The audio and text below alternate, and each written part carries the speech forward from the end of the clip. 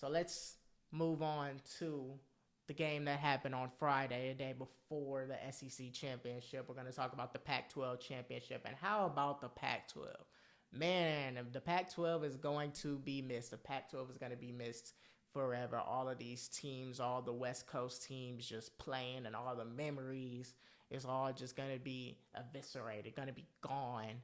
Like, that's just very hard to think about. It was first the Pac-10, now it was the Pac-12, and now it's gone. And if y'all saw the picture of all the mascots were at the game that were in Las Vegas, all the mascots were at the game to basically celebrate like this is the last Pac-12 game ever. Like, that really brought a tear to my eye.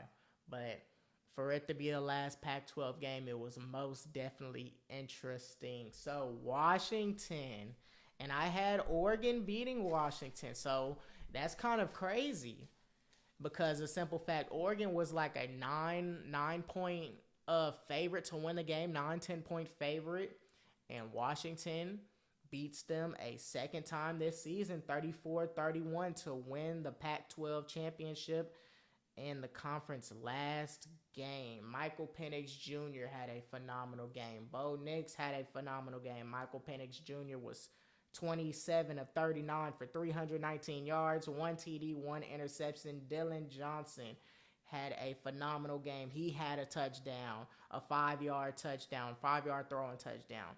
He also had 28 carries for 152 yards and 2 TDs on the ground. Washington, he alone ran for 5.4 yards a carry. It felt like Oregon just couldn't stop this dude. And we're going to talk about that a little bit later. Jalen McMillan was the leading receiver, 9 receptions, 131 yards. Rome Odunze, 8 receptions, 102 yards.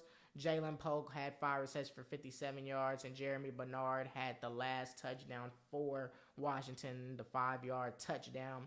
Bo Nix had 21 of 34 for 239 yards, 3 TDs, 1 INT. He also had 6 carries for 69 yards and that big rush down the sideline to get him in the red zone, ultimately causing a touchdown to happen.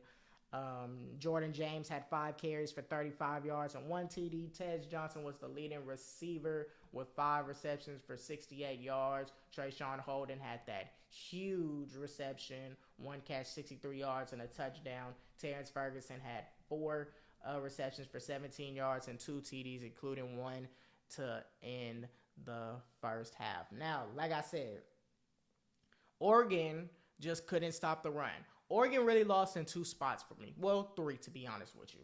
Oregon lost because it was 20-10 at halftime. You cannot score 10 points in the first half. You just can't score 10 points in the first half.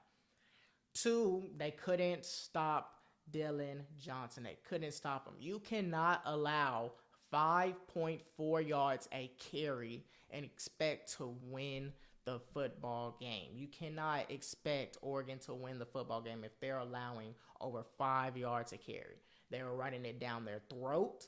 And that last drive that Washington had, they got the ball with like 9 minutes or something like that, and they drove it up and they drove it down the field. They ran it down Oregon's throat for the touchdown. Now, obviously, Oregon had got the ball with like 2 minutes left and got that huge touchdown. And then Washington comes, and the crazy thing was Oregon stopped them. It was like a third and long. I know it was a 3rd and long. I think it was like a 3rd and 19 or something crazy like that. They just gave it to Dylan Johnson, and they just let him work. And he wasn't 100%. And they ended up getting the first down. That was number 2. That's how they lost it. Number 3 is sort of kind of unfortunate because if we look at the play, it was at the beginning of the 4th quarter.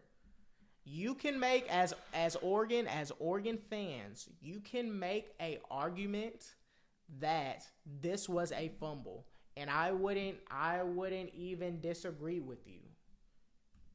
It's very close. It's very close. I mean, I get it. You say it's close. I mean, I think if that's why you make the big bucks, Billy. What do you got for us? He touches the ball. The ball moves before Penix throws it. So you can make the argument, Oregon fans, and I wouldn't blame you, that Michael Penix fumbled the ball before he ended up throwing it, and that should have been a fumble. I feel like the ref should have let that play out. I feel like with any type of fumbles, not being down, because that's what happened in the Alabama game. It felt like Jalen Milroe wasn't down in one part of the game where they called a sack, but he wasn't. Ended up, in my opinion, he was barely down. But I feel like they should have let that play. Same with this. I feel as though Oregon in the Washington game, they should have let this fumble just play out, because you always have instant replay. That's my thing with these refs.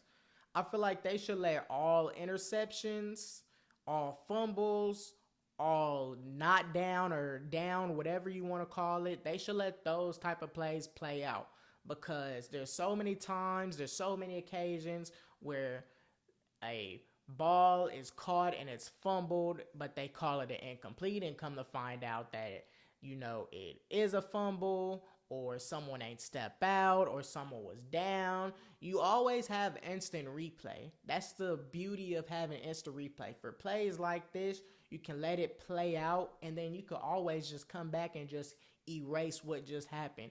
Versus if you just say that he's down right there, and come to find out he wasn't down and he could have went for a touchdown, you can't even reverse the call. That's my main problem with refs in regards to that. They should let each and every play out. Don't blow the whistle until you 100% know. If you don't know, just let it play out, because you can always come back. So for these Oregon fans and the Michael Penix, in my opinion, he fumbled the ball. And this was important, because after they said that Washington has possession, it was an incomplete pass, they went and scored a touchdown. So if you don't say that wasn't a fumble, I mean, it's close, but I feel as though that it's a fumble, and it propelled them to win, because they ended up winning by 3. But you got to give credit, Washington. Penix looked pretty good. Dylan Johnson looked good. All the wide receivers, they all looked good. That's one thing with Washington. They have deep wide receiver cores, which we will talk about later, but they have a real good wide receiver core. They're deep from top to bottom, and they looked good. Oregon also had another chance. Penix threw an interception, and Oregon comes back, and Bo Nix throws an interception like the next play. I'm like, come on. I don't know how, but they had chances to get in the game. There was a point in time where Oregon was winning, but they lost it, in my opinion, in 3 spots. They lost it with the 10 points in the first half. They lost it on, obviously, this play with the fumble, and then obviously Washington just ran the ball down their throats. Up and down the field. Ran the ball down their throats. Both teams were getting basically pretty much what they wanted. They could get what they wanted. But I just feel as though with Oregon, you can't expect to win a football game allowing over 5 yards. Over 5 yards a carry. You can't expect them to win. You can't expect them to win the big time football games. The teams can run the ball down your throat, because that'll allow play action passes, and you can do a multitude of things if you're able to run the ball down the field to get the other team off balance. Now, since you got them off balance, you can do whatever you want, and that's what Michael Penix was Jr. That's what Michael Penix was doing. So he was throwing the ball good. He looked very accurate. Dylan Johnson was running the ball good. Rome Odunze was getting open. Jalen McMillan was getting open. The last couple of plays that were getting open. Very good routes. Very good offensive play calling too. The bunch formation was very good on converting on third down conversions for the Huskies. That was very good play calling on the offensive side of the ball. So Washington makes a statement in this win that they should be that lock in the playoffs, and undefeated Pac-12 champion. You gotta give it to them, and they beat the same team who's been at number 5, number 6, number 7 twice. and they were underdogs. It wasn't just like a 2 to 3 point underdogs. Nah, they were a whole 9 point underdogs, basically a two possession underdog. And they still came out. They were resilient. They were down in the game. They came back and they won the game. So Oregon lost in those 3 spots, and I feel very sorry for Oregon. I feel sorry for Bo Nix, even though he went to Auburn. I still feel sorry for him because he had a chance. He had a chance. They should have beat him the first time. I feel like the first time they had more opportunities to beat him, especially in the red zone. But this time they did have an opportunity too. They just couldn't allow Dylan Johnson to go off for 5.4 yards a carry. You just can't do that. So like I said, congratulations for Washington. That was the only team that I did say was going to lose, but they ended up winning. So got to give Michael Penix credit. He is obviously in the Heisman conversation, one of the finalists. He might mess around and win Heisman. I personally believed that if Bo Nix won, he could have won the Heisman. If Michael Penix wins, now it opens up Jaden Daniels, but he can still win depending on how good he does play.